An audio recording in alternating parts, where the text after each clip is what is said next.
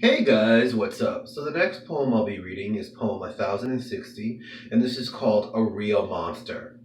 There are guys out there that are good, which are harder to find. Then there are the monsters, but at least we know what they look like. We know what they want. We know what they hunt, so we stay away.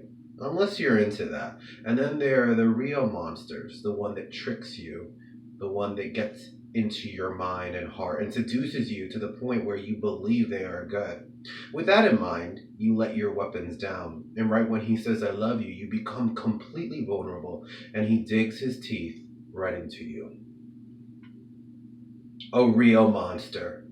I didn't. Nah, I didn't see it coming. Look out the window. There are monsters out there. Yes, they exist. They do whatever they can to blend in. They do whatever it takes to serve their own urges, their own needs. Whatever is new and fresh meat. Don't you assume for a minute they won't fool you. They are clever than we think. They don't roam around in flocks. All of them are independent creatures. Some of them have sharp teeth. Some of them have long nails. Some of them have hideous personalities with those roaming eyes. They'll target you. You become the bait, the prey, the pig on a stick with an apple in your mouth. If you feel its presence and it feels your vulnerability, coming close, shut your eyes. Don't look into its eyes. Run unless he's got you, unless you become changed into one of them. Some of these creatures are out to devour our souls, trying to destroy the vision we had and take the innocence we have left of love.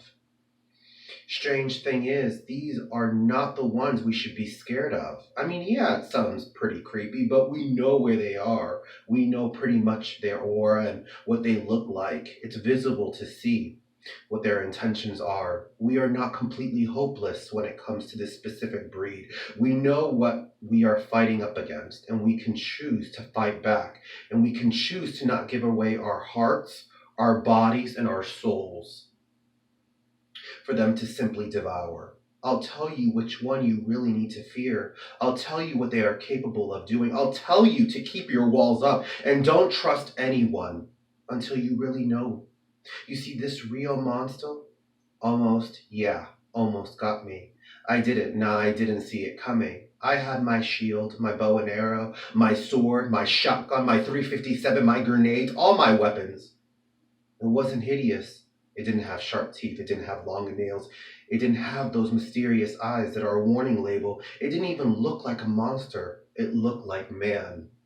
It looked like a beautiful, charming man. That's how it all started. That's when my weapons came down. He had the lightest eyes, tender lips. His touch was gentle and safe. He whispered the most beautiful, the sweetest things I've ever heard in my ear. He listened because he knew that was his way to convince me he was human. I thought with him, I didn't need to fight these monsters anymore, that I could be free, that I could live in a world of happiness and bliss. That was the problem. And just like that, at my weakest moment when he said, I love you, he dug his teeth deep in me and left my remains in the woods, probably waiting for the moon to come out, for me to rise and be like him, a monster. That fight with myself was hard. The bitterness, the anger, the shame of thinking he trapped me and got me. But at the end, I didn't let it take the best of me. I put all the pieces back together, and now I'm more aware of everything. I'm stronger, faster, and not afraid. Yes, they exist. They do whatever they can to blend in. They do whatever it takes to serve their own urges, their own needs. They trick, they hunt for fresh meat. Like I said, my eyes are open, but even with all this darkness, ugly deception, sharp teeth, dark eyes, fear, long nails, and all these monsters, I refuse. I refuse to give up on love.